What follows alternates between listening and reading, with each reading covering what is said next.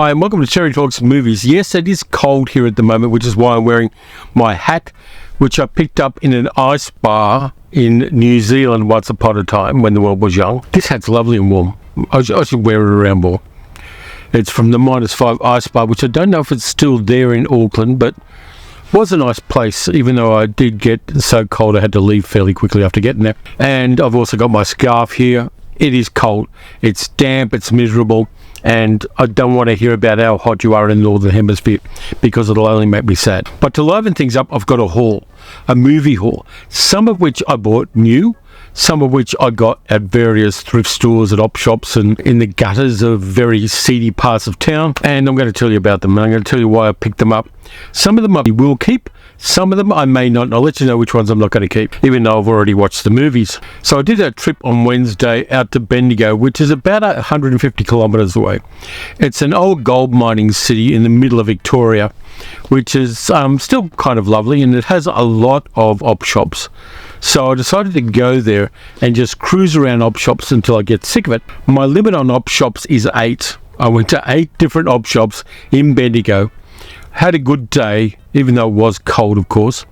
And I picked up a few things, and I went to the creepiest op shop ever, which is a bit sad because it was an op shop supporting people with multiple sclerosis. But it's in a place called Strathhill, and the whole shopping centre there is a 1990s time warp. It's designed like a 1990s shopping mall, which indeed it is. But there are all these shops there which sell antique things like old computer gear and stuff like that. It's got a really weird retro vibe, like you've stepped through a portal into 1996. It really had that feel about it, and I got creeped out, but I did pick up a couple of movies there first. And this one is a movie that I really like. I think it may be the only movie starring this particular guy, Craig Ferguson, who was the best Tonight Show host in America at one time. And it's a movie called The Big Tease, which I love. It's a kind of it harks back to Ealing comedies, and in it Craig Ferguson plays a guy called Crawford McKenzie, who's a hairdresser in Glasgow, and he gets invited to a world hairdressing championship in Los Angeles. He's never been out of his hometown, and he goes there and discovers Los Angeles, and it's a little bit of a mockumentary kind of thing, and it's got a really feel-good spirit about it, and I like it a lot. The weird thing is that I've taken it out of the packaging, but it was in its original shrink wrap, so nobody has watched this one. It's a Virgin movie, and I remember liking it back when I was renting things at video stores. This I probably would have got on VHS, but I liked it then. I'm going to rewatch it soon, and a lot of these movies, which are kind of smaller movies but still have some interesting parts about them, get lost, and I don't want this one to be a lost movie. I really treasure it, and I'm glad that I've got a copy of it, and I have great memories of it, so I'm going to watch that. While we're on the subject of gay characters, and Crawford in that movie is a gay person, he's one of the great breakthrough gay-friendly movies of Australia. It stars Jack Thompson and Rusty Crowe. It's a movie called The Sum of Us, which is about a gay son whose father has to deal with his son being gay. This is shot in the 1990s, so it's very much a 1990s film. And it's a touching character piece. And I really like it. Got it for $2, and somebody has put it into a really thin cover. This is a good, fine Australian film, and it doesn't get spoken of enough. And it's a little hard to find a copy of it these days. And for $2, of course I was going to pick it up. It looks like it's only been in the shop for a few weeks because there is a date on the price tag there, so it hasn't been around for long. But I'm glad I got a copy of it. Again, this is a movie that people don't speak often enough about. I'm glad that I was able to get a copy of it and bring it to people's attention. It's a really fine film, and a breakthrough role for Russell Crowe before he got famous for anything else who was in this. Really good film. If you can find a copy of it, check it out. The next one's a really black comedy from the end of the 1990s. I remember seeing this, and it's got a really kick-ass ending for this kind of a film. It's about a guy who goes on a bachelor night in Las Vegas, and a stripper accidentally gets killed, and things deteriorate in the lives of all the people involved, including his wife, including everybody involved. And it just goes from bad to worse. It stars Cameron Diaz, Christian Slater, Daniel Stern, and Jon Favreau. It's called Very Bad Things. This one is a really dark comedy. It's dark as mainstream America gets in these things. The only problem I've got with this one, I've only just realised it, it's in 4:3 aspect ratio, so I'm going to get rid of this one. I only paid $1 for it, so it's not a big financial loss to me, but I'll put it back into an op shop after I watch it probably, but that's a shame. I feel quite sad about that now. I was looking forward to this movie and I didn't check the aspect ratio on the back of it. If you're getting any DVDs second hand, check the aspect ratio on the back. That way you're going to avoid the kind of disappointment that I'm feeling right now.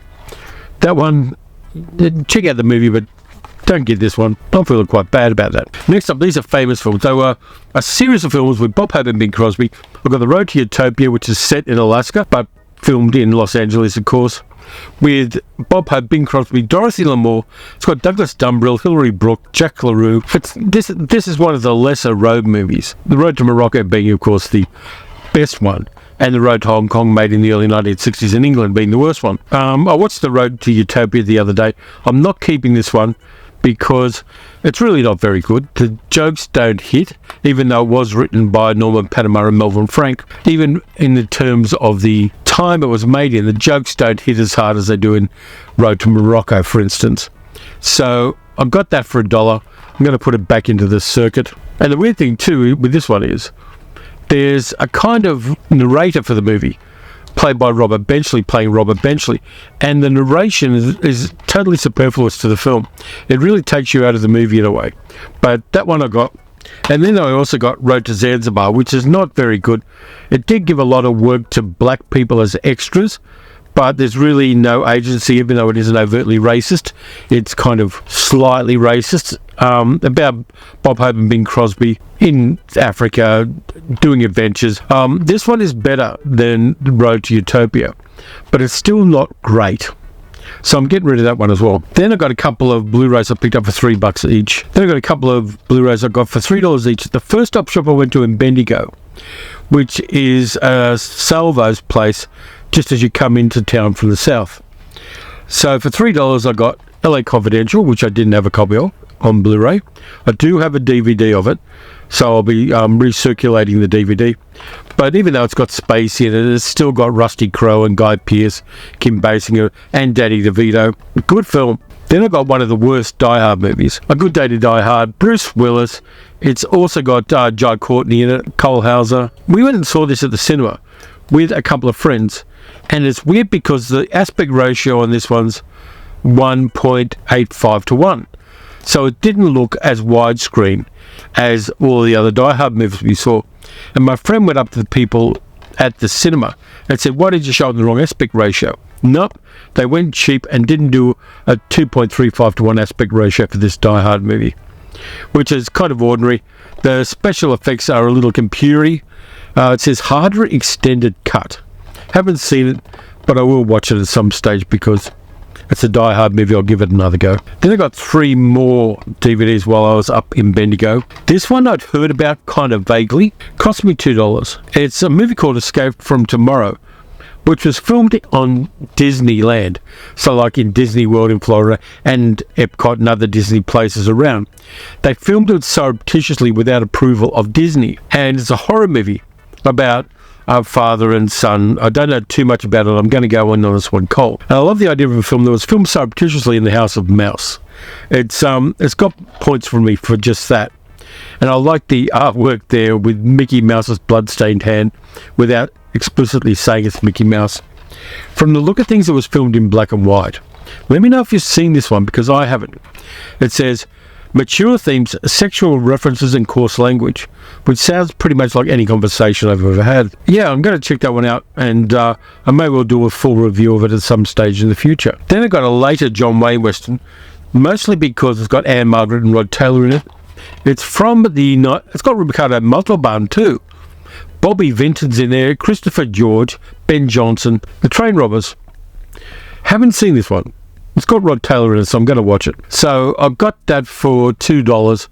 Worth it for that. I don't know anything about it apart from the fact Train Robbers. The blurb says, the gold or the grave, the young widow could lead them to either. And Anne Margaret being the young widow. And then and I'm finding these increasingly in op shops. I've got an Elvis movie. Spinout with Shelley Fabares, Deborah Wally, Diane McBain, Jack Milady, Will Hutchins, Warren Berlinger, what's in there? Dodie Marshall, Una Merkel's in there, Cecil Kellaway, and Carl Betts. Written by Ted Flicker, who wrote and directed The President's Analyst. So I never knew that Ted Flicker wrote an Elvis movie, which is kind of interesting. Got it for $2, and I'm going to watch it. I've got 2 other Elvis movies on Blu-ray, so I may well do like an Elvis triple feature for the channel. Let me know if you want me to, because I'm sure I could take the piss out of this. Car racing, girls, Elvis singing songs, you know what it's going to be like. So I got that for $2 at an inner city Bendigo op shop, which was around the corner from a place that does a soup kitchen. So obviously the money's going to a useful purpose. They're putting the money out the back door to buy food for the soup kitchen there. So I wasn't unhappy with getting that and a couple of other things. So there are all of the op shop things I got, but I also got other things, some of which I got from Amazon affiliate credits. When there's a link in the description of my videos to where you can buy movies from Amazon, there's always a link there. That link gives me a little kickback so that I build up credit with Amazon and I can buy movies for the channel with it. And it only occasionally throws money at me, and it's usually just enough to get an import Blu-ray, for instance, or occasionally a 4K. So I can get a movie that's not available otherwise in Australia. So if you're buying anything that I recommend, always check for the Amazon links in the description of the video, because you benefit, you get your movie, and I benefit a little bit, and it comes back into the channel. I've got a couple of things over the last few months on Amazon affiliate credits, one of which I've already done a video about. Actually, I think I've done both these on videos. There's the French Three Musketeers movie with English subtitles. Three Musketeers D'Artagnan and Three Musketeers Milady. They're the ones I just saw. I saw one of them in the cinema. So I've got myself the Blu-rays of it. I think these are the Irish versions from what I can see. They've only just come out. They're in widescreen. Love these movies. I think they're really solid adaptations of Dumas' novels. And I really am looking forward to watching them again on Blu-ray. So I've got those.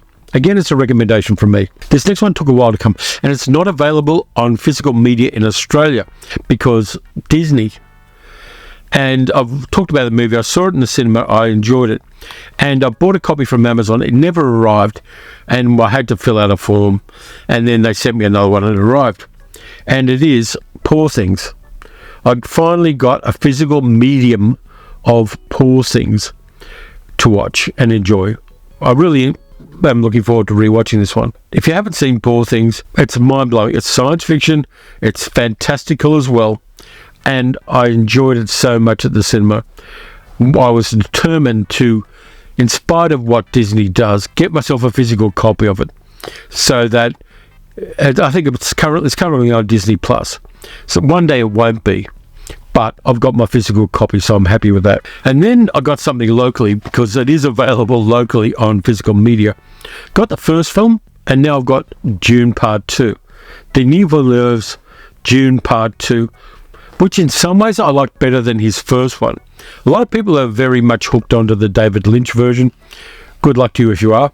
But I really like the way Denis Villeneuve does the Dune movies, particularly this one.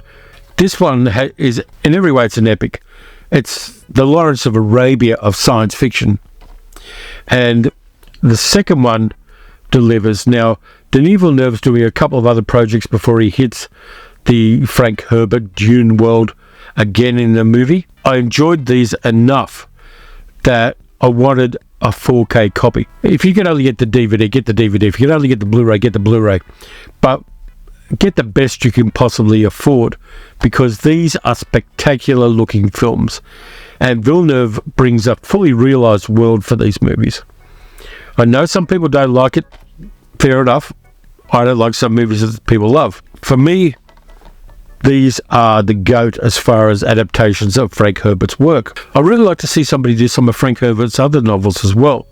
Not the Dune ones, but things like the Sadi Experiment or the White Plague. A whole bunch of other things Frank Herbert did would adapt themselves to either a series or a series of movies. Yeah, I got that and I enjoyed it. Then I went lowbrow. Then I've got the other Sony Spider-Man movies. So in Spider Things, and at a discount because I waited for a sale, I got Madam Web. Dakota Johnson as Madam Web. It's Spider-Man adjacent stuff. It's not a good movie, but I got it cheaply enough that I'm not really feeling guilty about getting it. Not everybody likes this movie. I saw it in the cinemas, and I'm kind of meh about it. It does have moments of visual brilliance. It's one of those movies you can watch and just get your popcorn, watch the movie, and count off all the ways it fucked up. But I've got it, and I'm kind of looking forward to the ones that come out. The new Venom movie looks like it's visually interesting. Kraven the Hunter I want to see. As we all know, I'm a superhero movie wonk. I'm going to give any superhero movie a go. And I gave this one a go, and I got a copy of it in spite of that. I got a couple of things from Viavision, one of which dates back to my childhood. It's a TV series that I haven't seen since Jesus was playing Cowboys and Indians. Australian-based TV series made by Art Transa, but with an American star because, of course, they had to do that shit. Whiplash, about Christopher Cobb, a guy who invented the Cobb & Co coach line, which was a transportation service in colonial Australia. He was an American originally, and in this one, Peter Graves plays the character. It's got a whole bunch of episodes, and I've got it more for the fact that it's a part of my country's television history because it was made in Australia by an Australian company. And there are a whole bunch of old character actors who turn up in episodes of this, and I want to see them in them. Now, this thing is on 5 discs, so there are a lot of episodes there. And I like the fact that Viavision put it out and preserved these series. They do a lot of Australian TV series, Viavision. This one it doesn't tell me whether it's region locked, but they put out a lot of Australian television on the Viavision label, which is the parent label of Imprint. Imprint is their boutique prestige label, and Viavision's the much broader one. So I got a copy of Whiplash, and I got it when JB Hi-Fi were doing a sale. And I got this, which is the best thing in this video. I wanted it for a long time, and I actually downloaded some episodes of this. The full series, 19 discs, Danger Man with Patrick McGoohan. Viavision have also put out The Prisoner on Blu-ray, but this is the DVD with every episode of Danger Man, also known as Secret Agent in America. It's so big, they had to put it in 2 cases. There's the big fat one with McGoohan there. There's the smaller one with McGoohan there. John Drake was such an interesting spy in 1960s television because McGoohan, being an observant Catholic, didn't want his character to be a sexy superstar. So you end up with a gritty, tough secret agent who is pretty much asexual. There's no romance in any of these episodes. But what you get is a ton of great English and Australian and other nations' character actors dropping in for episodes of Danger Man along with McGoohan. This, of course, was McGoohan's breakout role. Before that, he was doing small roles in movies like Hell Drivers in 1957 and things like that. And this is McGoohan showing his chops as an actor. His accent varies between different series of Danger Man. The older ones, of course, are in black and white. The newer ones were in colour. But I'm going to dip into that and just enjoy individual episodes now and then. But I'm really glad I've got it. There are a lot of special features on this. I'll just go there and you can freeze frame it if you want to. So there are a lot of special features on it. And I'm glad that Viavision have put this out and made it available to people. It's one of those series that people remember fondly. It turned up a lot on Channel 9. And it was one of those TV series that used to show up at like 5 o'clock in the morning on television.